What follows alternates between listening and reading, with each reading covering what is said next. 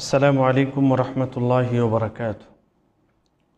আলহামদুলিল্লাহ রব্বিল আলমিন ওসসালাতু ওয়াসসালামু আলা নবিয়্যিনা মুহাম্মদ ওয়া আলা আলিহি ওয়া সাহবিহি আজমাইন, আম্মা বা'দ।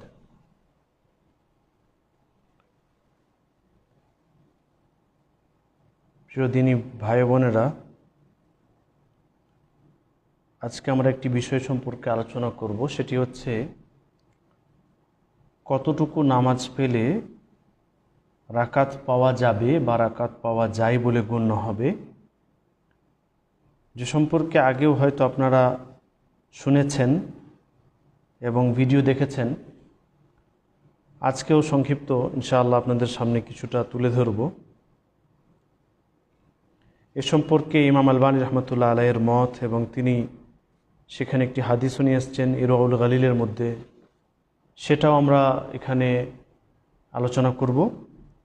এবং সালাফদের অর্থাৎ সাহাবা ইকরাম রাদিয়াল্লাহু তাআলা আনহুম আজমাইনদের এই বিষয়ের উপরে আমল রয়েছে, সে সম্পর্কেও সংক্ষিপ্ত কিছু কথা রাখার চেষ্টা করব। যে হাদিসটি ইমাম আলবানী রহমতুল্লাহ আলাইহি তিনি ইরওয়াউল গালিল হাদিস নাম্বার 496 দ্বিতীয় খণ্ডে তিনি 260 নম্বর পৃষ্ঠায় উল্লেখ করেছেন। যে হাদিসটিকে কেন্দ্র করে উলামা একরামগণ এবং ফোকাহা একরামগণ তিনারা এই মত পেশ করেছেন যে রুকু পেলে রাকাত হবে। সেখানে ইমাম আলবানী রহমতুল্লাহ আলাইহি প্রথমে হাদিস নিয়ে এসছেন, মান আদরাকার রুকু ফাকাদ আদরাকার রাকা, যে ব্যক্তি রুকু পেল সে রাকাত পেল। এই হাদিসটি সহিহ, এবং সাথে সাথে সেখানে সানাদের ব্যাপারে আলোচনা হয়েছে। এবং তিনি এক জায়গায় লিখেন, ইত্তাফাকাল ফুকাহাউ আলা আন্না মান আদরাকাল ইমাম ফির রুকু।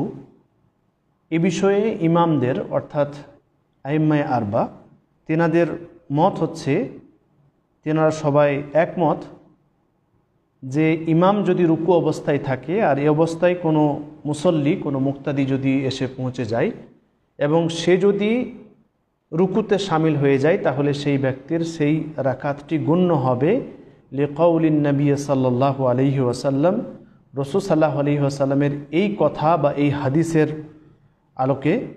হাদিসটি হচ্ছে মান আদরাকার রুকু ফাকাদ আদরাকার রাকা, যে ব্যক্তি রুকু পেল সে রাকাত পেল। ইমাম আলবানী রহমতুল্লাহ আলাইহি তিনি 262 নম্বর পৃষ্ঠায় সাহাবা ইকরামদের কথা উল্লেখ করতে গিয়ে তিনি বলেন যে একদল সাহাবী এই হাদিসটির ওপর আমল করেছেন, ফলে এই হাদিসটি আরও শক্তিশালী হয়ে গেছে। এমনিতেই সানাদান হাদিসটি সহিহ, এবং এই হাদিসের উপরে সাহাবা ইকরামদের আমল রয়েছে। তিনি সেখানে 3 জন সাহাবীর কথা উল্লেখ করেছেন, যেরকম আবদুল্লাহ ইবনে মাসউদ রাদিয়াল্লাহু তাআলা আনহু, আবদুল্লাহ ইবনে ওমর রাদিয়াল্লাহু তাআলা আনহু, সাথে সাথে যায়েদ ইবনে সাবিত রাদিয়াল্লাহু তাআলা। আবদুল্লাহ ইবনে মাসউদ রাদিয়াল্লাহু তাআলা আনহু তিনি স্পষ্ট ভাষায় বলেন, মাল্লাম ইউদরিকিল ইমাম রাকিআন, যে ব্যক্তি ইমামকে রুকু অবস্থায় পেল না। অর্থাৎ আপনি মসজিদে এসে পৌঁছলেন এবং পৌঁছানোর পর দেখছেন যে ইমাম সাহেব রুকু অবস্থায় নেই, তাহলে ইমাম আবদুল্লাহ ইবনে মাসউদ রাদিয়াল্লাহু তাআলা তিনি বলছেন লাম ইউদরিক তিলকা রাকাত, তাহলে সেই রাকাতটি পায়নি। অর্থাৎ আপনার জন্য জরুরি হচ্ছে যে আপনি যদি সেই রাকাতে শামিল হতে চান, তাহলে আপনাকে কি করতে হবে? ইমাম সাহেব যদি রুকু অবস্থায় থাকে, তাহলে সে অবস্থাতেই আপনাকে সেখানে গিয়ে পৌঁছতে হবে। যদি আপনি রুকু অবস্থায় শামিল হয়ে যান, যখন আপনি নামাজে শামিল হলেন, নামাজে জামাতে শামিল হলেন, তখনও দেখছেন যে ইমাম সাহেব রুকু অবস্থায় আছে, তাহলে সেই ব্যক্তি সেই রাকাতটি পেয়েছে। এই মত আবদুল্লাহ ইবনে মাসউদ রাদিয়াল্লাহু তাআলা আনহু। এভাবে ইমাম আলবানী রহমতুল্লাহ আলাইহি আবদুল্লাহ ইবনে ওমর রাদিয়াল্লাহু তাআলা আনহু তিনি কল নকল করছেন। তিনি বলছেন যে আপনি যদি এসে দেখেন যে ইমাম সাহেব রুকুতে আছেন, তাহলে ইমাম সাহেব রুকু থেকে তিনার মাথা ওঠানোর আগে আগে আপনি যদি আপনার এই দুটো হাত হাঁটুর উপরে রেখে দেন, অর্থাৎ রুকুতে যদি পৌঁছে যান, আর যখন পৌঁছলেন তখন দেখছেন যে ইমাম সাহেব এখনও পর্যন্ত রুকু থেকে উঠেনি, রুকু অবস্থাতেই আছে, তাহলে সেই রাকাতটি আপনি পেয়ে গেছেন। এভাবেই যায়েদ ইবনে সাবিত রাদিয়াল্লাহু তাআলা আনহু তিনিও বলেন যে ইমাম রুকু থেকে মাথা ওঠানোর আগে আগে কোনো ব্যক্তি যদি রুকুতে শামিল হয়ে যায়, সেই রাকাতটি ধরে ফেলে, তাহলে সেই ব্যক্তির সেই রাকাতটি গণ্য হবে। সাহাবা ইকরামদের এই আমল এই হাদিসের ওপর, মান আদরাকা রুকু ফাকাদ আদরাকা রাকা, এই হাদিস থেকে এবং এই হাদিসের যে আমল রয়েছে সাহাবা ইকরামদের, এখান থেকে স্পষ্ট যে রুকু পেলে রাকাত হয়ে যাবে। এ সম্পর্কে আমরা জানবো যে ওলামা একরামগণ কী বলেছেন এবং ফোকাহা একরামদের মত কী। যেভাবেই বিভিন্ন গ্রন্থে আপনি পেয়ে যাবেন, প্রথমত ইমাম শওকানী রহমতুল্লাহ আলাই তিনি নাইলুল আওতার তেনার গ্রন্থ, সেখানে তিনি জমহুর ওলামা ইকরামদের এবং আইম্মায়ে আরবা ইমাম শাফি রহমতুল্লাহ আলাই, ইমাম মালিক রহমতুল্লাহ আলাই, ইমাম আহমদ বিন হাম্বল রহমতুল্লাহ আলাই এবং ইমাম আবু হানিফা রহমতুল্লাহ আলাই এনাদের কল, এনাদের কথা নকল করেছেন এবং তিনি সেখানে বিস্তারিত আলোচনা করেছেন যে ইমামদের মত হচ্ছে এ বিষয়ে যে রুকু পেলে রাকাত হয়ে যাবে। এবার তার আরও বিস্তারিত ব্যাপার আছে, সেগুলো জানতে হবে আমাদেরকে। কখন আপনি সামিল হলে সেই রাকাতটি গণ্য হবে, কখন আপনি সামিল হলে সেই রাকাতটি গণ্য হবে না, রাকাতটা বাতিল হয়ে যেতে পারে, বা সেই রাকাতটি আপনি গণ্য করতে পারবেন না, বরং আপনাকে সালাম ফেরার পরে হয়তো পড়তে হবে, এরকমভাবে বিভিন্ন ধরনের রয়েছে। তো ইমাম শওকানী রহমতুল্লাহ আলাই তিনি সেখানে আইম্মায়ে আরবাদের কল নকল করেছেন। এভাবেই ইমাম ইবনে কুদামা রহমতুল্লাহ আলাই তিনিও উল্লেখ করেছেন। ইমাম আলবানী রহমতুল্লাহ আলাই তিনি তো হাদিস এবং হাদিসের সাথে সাথে সাহাবা ইকরামদের আমল উল্লেখ করেছেন নাইলুল আওতারের মধ্যে, এবং তেনার আরেকটি গ্রন্থ রওদাতুন নাদিয়ার, যেটা তালিকাত আর তালিকাতুর রাদিয়া আলা রওদাতুন নাদিয়া, রওদাতুন নাদিয়ার যেটা সিদ্দিক হাসান খান রহমতুল্লাহ আলাইহির, তো সেই কিতাবের যে তালিকাত লিখেছেন সেখানেও তিনি উল্লেখ করেছেন। আরও বিভিন্ন ধরনের গ্রন্থে ইমাম আলবানী রহমতুল্লাহ আলাই তিনি এই মতটাকেই, অর্থাৎ রুকু পেলে রাকাত হয়ে যাবে, এটাকেই তিনি তারজিহ দিয়েছেন, এটাকেই তিনি শক্তিশালী মত বলে প্রকাশ করেছেন। এভাবেই ইমাম আবু দাউদ রহমতুল্লাহ আলাই তিনি ইমাম আহমদ বিন হাম্বল রহমতুল্লাহ আলাইকে প্রশ্নের উত্তর দিতে শুনেছিলেন। এক ব্যক্তি ইমাম আহমদ বিন হাম্বল রহমতুল্লাহ আলাইকে প্রশ্ন করেন যে কোনো ব্যক্তি এমতো অবস্থায় সে মসজিদে পৌঁছলো যে ইমাম সাহেব এখনও পর্যন্ত রুকু অবস্থায় আছে, এবং রুকু অবস্থায় থাকাকালীন সেই ব্যক্তি তাকবীরে তাহরিমা দেওয়ার পর রুকুতে সামিল হয়ে গেছে, সেই ব্যক্তির রাকাত গণ্য হবে কি হবে না, এ সম্পর্কে ইমাম আহমদ বিন হাম্বল রহমতুল্লাহ আলাই তিনি উত্তর দেন যে ইমাম সাহেব রুকু থেকে ওঠার আগে আগে কোনো ব্যক্তি যদি নিজের এই দুটি হাত হাঁটুতে রেখে দেয়, রুকুতে সামিল হয়ে যায়, তাহলে সেই ব্যক্তি সেই রাকাতটি পেয়ে গেল। এভাবেই ফতোয়া লাজনা দায়েমা তাদেরও মত হচ্ছে যে রুকু পেলে রাকাত হয়ে যাবে। শেখ ইবনে বাজ রহমতুল্লাহ আলাই তিনাকে যখন প্রশ্ন করা হয়েছিল এ সম্পর্কে, তিনিও উত্তর দিয়েছিলেন যে রুকু পেলে রাকাত হয়ে যাবে। কোনো ব্যক্তি যদি রুকুতে সামিল হয়েছে তাকবীরে তাহরিমা দেওয়ার পর, আর তাকবীরে তাহরিমার ব্যাপারে আমরা সকলেই জানি যে এটা দাঁড়ানো অবস্থায় তাকবীরে তাহরিমা দিতে হবে, এরকম নয়। ধরেন উদাহরণস্বরূপ আপনি আল্লাহু আকবার বললেন, বলার পরে আপনি যাবেন। অনেকেই আমরা কীরকম করি, আল্লাহু আকবার বলতে বলতে চলে যাই। এই যে আল্লাহু আকবার বলতে বলতে চলে গেলেন, তাহলে সেটা আপনার রুকু যাওয়ার তাকবীর হয়ে যাচ্ছে, অথচ তাকবীরে তাহরিমা এটা আপনাকে দাঁড়ানো অবস্থায় আল্লাহু আকবার, এই যে আল্লাহু আকবার আপনি যখন বলছেন এটা বলতে হবে আপনাকে। এখানে আবার অনেকে আমরা এরকম করি যে আল্লাহু আকবার বলে বুকে হাত বাঁধার চেষ্টা করি। বুকে হাত বাঁধার কোনো হাদিস নেই, এটা ভুল, এটা করা যাবে না। হ্যাঁ, আল্লাহু আকবার আপনি বললেন এবং তারপরে আপনি রুকুতে যাবেন, এবং রুকুতে যাওয়ার ব্যাপারেও যে হাদিস রয়েছে সেখানে এবং ওলামাদের মত রয়েছে, সেখানে ওই তাকবীরটি বলবে কি বলবে না সে বিষয়ে ইনশাআল্লাহ পরে আলোচনা করছি। তো ইমাম ইবনে বাজ রাহমাতুল্লাহ আলাইহি বলছেন যে দাঁড়ানো অবস্থায় কোনো ব্যক্তি যদি আল্লাহু আকবার বলেছে এবং সে রুকুতে সামিল হয়ে গেছে, তখনও ইমাম সাহেব রুকু অবস্থায় আছে, তাহলে সেই ব্যক্তির সেই রাকাতটি গণ্য হবে। যদিও ইমাম সাহেব উনি, অর্থাৎ আপনি ধরেন উদাহরণস্বরূপ রুকু অবস্থায় চলে গেলেন, চলে যাওয়ার পর সঙ্গে সঙ্গে ইমাম সাহেব উঠে গেলেন, ইমাম সাহেবের রুকু থেকে উঠে যাওয়ার পর আপনি সুবহান রাব্বিয়াল আযীম বললেন, তাহলেও আপনার সেই রাকাতটি হয়ে যাবে। ইমাম সাহেবকে শুধু রুকু অবস্থায় পেতে হবে, ইমাম ইবনে বাজ রাহমাতুল্লাহ আলাইহির মত এটি। এভাবেই এখানে আরেকটি বিষয় আমাদের জানার, যে রুকুতে যাওয়ার সময় আমরা কয় তাকবীর বলবো। যেরকম ধরেন আপনি তাকবীরে তাহরিমা এটা তো দাঁড়ানো অবস্থাতে বলতে হবে, তো রুকু যাওয়ার তাকবীরটা বলতে হবে কি হবে না, এ সম্পর্কে ইমাম ইবনে বাজ রাহমাতুল্লাহ আলাইহি তিনার গ্রন্থের মধ্যে উল্লেখ করেছেন যে উত্তম এবং নিরাপদ হচ্ছে আপনি দুই তাকবীর দিবেন। একটা হচ্ছে তাকবীরে তাহরিমা, যেটা দাঁড়ানো অবস্থায় দিতে হবে, এটা হচ্ছে নামাজের রুকুন। এখানে আপনাকে নিয়ত করতে হবে যেটা হচ্ছে তাকবীরে তাহরিমা। নামাজে প্রবেশ করার জন্য যেই তাকবীর দিতে হয় সেই তাকবীরটি হচ্ছে তাকবীরে তাহরিমা। তো এটা হচ্ছে প্রথম তাকবীর, আর এটা আপনাকে দাঁড়ানো অবস্থায় দিতে হবে, অর্থাৎ আল্লাহু আকবার বললেন। আর দ্বিতীয় তাকবীর যখন আপনি রুকুতে ঝুঁকে যাবেন, রুকুতে যেতে যাচ্ছেন কি, তখন আপনি আরেকটি তাকবীর দিবেন, আল্লাহু আকবার আরেকবার বলবেন। এটা হচ্ছে সবথেকে উত্তম এবং নিরাপদ মত, যে আপনি দুই তাকবীর দিবেন, আল্লাহু আকবার, তারপর আবার যখন ঝুঁকছেন রুকুতে যাওয়ার জন্য তখন আরেকটা তাকবীর দিবেন, এটা হচ্ছে উত্তম। তিনি বলছেন যদি কোনো ব্যক্তির এরকম সন্দেহ হয় বা এরকম ভয় হয় যে দুটো তাকবীর দিতে দিতে সময় হয়ে যাবে এবং ইমাম সাহেব হয়তো রুকু থেকে উঠে যাবে, তাহলে ইমাম ইবনে বাজ রহমতুল্লাহ আলাইহি বলছেন যে একটা তাকবীর দিলেই যথেষ্ট, একটা তাকবীর দিলেই যথেষ্ট। যদিও সময় খুব কম লাগে, আল্লাহু আকবার বলে সঙ্গে সঙ্গে আপনি আল্লাহু আকবার বলে চলে গেলেন এবং এই মস্ত অবস্থায় যদি দেখেন যে ইমাম সাহেব রুকু অবস্থায় আছে, তাহলে আপনার সেই রাকাতটি গণ্য হবে ইনশাআল্লাহ। এবং তিনি বলছেন যে এখানে যে দ্বিতীয় তাকবীরটি সেটা কেন সাকিত হয়ে যাচ্ছে, কেন সরে যাচ্ছে, কারণ একটা হচ্ছে তাকবীরে তাহরিমা, এটা হচ্ছে রুকুন নামাজের, আর দ্বিতীয় যেটা রুকুতে যাওয়ার জন্য বা যে কোনো অবস্থা থেকে আরেক অবস্থায় যাওয়ার জন্য যেটা আরেকটা তাকবীর আমরা দিই রুকুতে, সেজদাতে বা সেজদা থেকে ওঠার সময়, এই তাকবীরগুলি হচ্ছে সুন্নাত।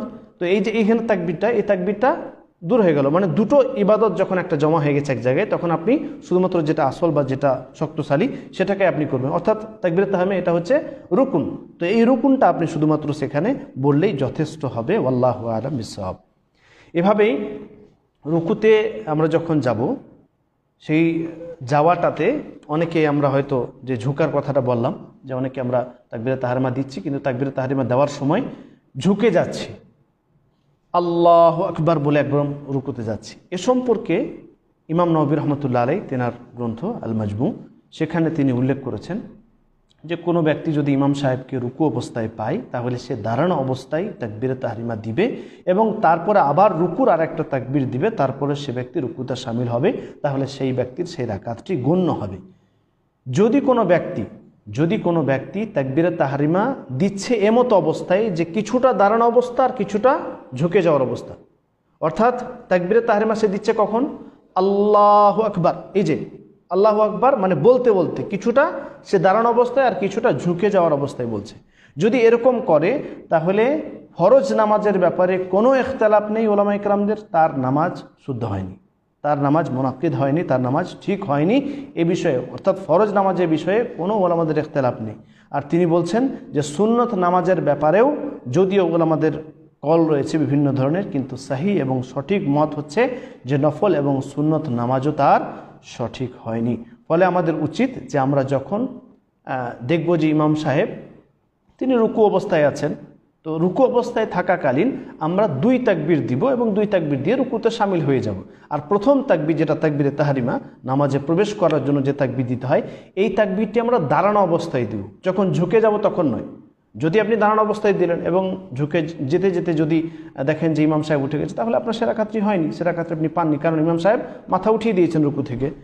এভাবেই মোহাম্মদ বিন সালেহ আল উসাইমিন রহমতুল্লাহ আলাইহি তিনার গ্রন্থ আশাল মুমতে তিনি সেখানে উল্লেখ করছেন যে আমাদের এখানে একটা জিনিস বুঝতে হবে যে ঝুঁকে যাওয়ার আগে আগে যে ব্যক্তি তাকবীরে তাহরিমা বলছে না, তাহলে সেই ব্যক্তির সেই ওয়াজিব জিনিসটা, সেই জরুরি জিনিসটা পূরণ হলো না। অর্থাৎ জরুরি জিনিস কি ছিল এখানে? জরুরি জিনিস ছিল যে আপনাকে দাঁড়ানো অবস্থায় তাকবীরে তাহরিমা বলতে হবে। তো দাঁড়ানো অবস্থায় যদি তাকবীরে তাহরিমা আপনি না বলেন, তাহলে সেই ওয়াজিবটা পূরণ হচ্ছে না। এটা হচ্ছে জরুরি যে আপনাকে দাঁড়ানো অবস্থায় তাকবীরে তাহরিমা দিতে হবে। এবার আমাদের মুসল্লিরা মানে যখন রুকুতে শামিল হবে, এটার কয়েকটা অবস্থা ওলামা ইকরামগণ উল্লেখ করেছেন। তিনটি অবস্থার সম্পর্কে ওলামা ইকরামগণ বলেন যে যখন ইমাম সাহেব রুকুতে থাকবে আর এমতো অবস্থায় যদি মুসল্লি এসে পৌঁছে যায় এবং দেখে যে ইমাম সাহেব রুকু অবস্থায় আছে, তাহলে তখন ইমাম সাহেবকে দেখে মুসল্লিগণরা যেভাবে প্রবেশ করছে তার কয়েকটা ধরন রয়েছে, অবস্থা রয়েছে। তার মধ্যে একটি হচ্ছে ইমাম সাহেব যখন দেখছে রুকু অবস্থায় আছে আর কোনো ব্যক্তি সে তাকবীরে তাহরিমা দাঁড়ানো অবস্থায় দিয়েছে, দেখেন দাঁড়ানো অবস্থায় তাকবীরে তাহরিমা দেওয়া জরুরি। তো দাঁড়ানো অবস্থায় তাকবীরে তাহরিমা দেওয়ার পর যে ব্যক্তি রুকুতে গেল বা দাঁড়ানো অবস্থায় তাকবীরে তাহরিমা দেওয়ার পর রুকু যাওয়ার জন্য আরেকটা তাকবীর দিল এবং রুকুতে শামিল হলো, রুকুতে শামিল হওয়ার পর তখন পর্যন্ত ইমাম সাহেব রুকুতেই আছে, তাহলে সেই ব্যক্তির সেই রাকাতটি গণ্য হবে। এটা ভালো করে বুঝুন যে আপনাকে প্রথমত দাঁড়ানো অবস্থায় তাকবীরে তাহরিমা দিতে হবে। ইমাম সাহেব রুকু অবস্থায় আছে, মসজিদে এসে পৌঁছেছেন, সঙ্গে সঙ্গে আপনি দাঁড়ানো অবস্থায়, এরকম নয় যে ঝুঁকে গেলেন, এরকম নয় যে আপনি 2-3 এখনও সব পিছনে আছেন আর সেখান থেকে আল্লাহু আকবার বলে চলে গেলেন, জি না। যেখানে দাঁড়ানোর অবস্থা আপনার, যেখানে আপনি দাঁড়িয়েছেন সেখানে আপনি দাঁড়ালেন, দাঁড়ানো অবস্থাতে আপনি আল্লাহু আকবার বলবেন। দাঁড়ানো অবস্থায় আল্লাহু আকবার বলার পর তারপরে আপনি রুকু যাওয়ার আরেকটা তাকবীর দিয়ে রুকুতে শামিল হবেন। তখনও যদি ইমাম সাহেব রুকু অবস্থায় থাকে, তাহলে আপনার সেই রাকাতটি রাকাত বলে গণ্য হবে। এটা হচ্ছে শুদ্ধ মত। দ্বিতীয় হচ্ছে ইমাম সাহেব রুকু অবস্থায় থাকাকালীন আপনি তাকবীরে তাহরিমা দিলেন, আপনি দাঁড়ানো অবস্থায় তাকবীরাত তাহরিমা দিলেন, আর তখন ইমাম সাহেব রুকু অবস্থায় ছিল। কিন্তু যখন আপনি রুকুতে যেতে যাবেন কি আর ইমাম সাহেব রুকু থেকে উঠে গেলেন, তাহলে আপনার সেই রাকাতটি হয়নি, সেই রাকাতটি আপনার হবে না, সেই রাকাতটা আপনি গণ্য করতে পারবেন না। বোঝা গেল যে আপনি যদি এসে দেখি যে ইমাম সাহেব এখন রুকু অবস্থায় আছে, আপনি দাঁড়ানো অবস্থায় আল্লাহু আকবার বললেন কি আর ইমাম সাহেব উঠে গেল, তো এমতো অবস্থায় যদি ইমাম সাহেব উঠে যায়, আপনি এখনও রুকুতে যেতে যাবেন কি, তাহলে আপনার সেই রাকাতটি গণ্য হবে না। তৃতীয় মুসল্লিদের অবস্থা হচ্ছে যে তাকবীরাত তাহরিমা ছাড়াই অনেকে শামিল হয়ে যায়। দেখবেন অনেকেই শুধু রাকাত, মানে এটা জেনে গেছে যে রুকু পেলে রাকাত হয়ে যাবে, তো তাড়াহুড়ো করে একদম উজু করে তাড়াহুড়ো করে ছুটে একদম মসজিদে এসে কি করবে, কাতারা দাঁড়ালো কি আর দাঁড়ানোর মাত্র আল্লাহু আকবার না বলেই রুকুতে শামিল হয়ে গেল, মানে তাকবীরাত তাহরিমা সে দাঁড়ানো অবস্থায় দিল না, রুকুতে শামিল হয়ে গেল।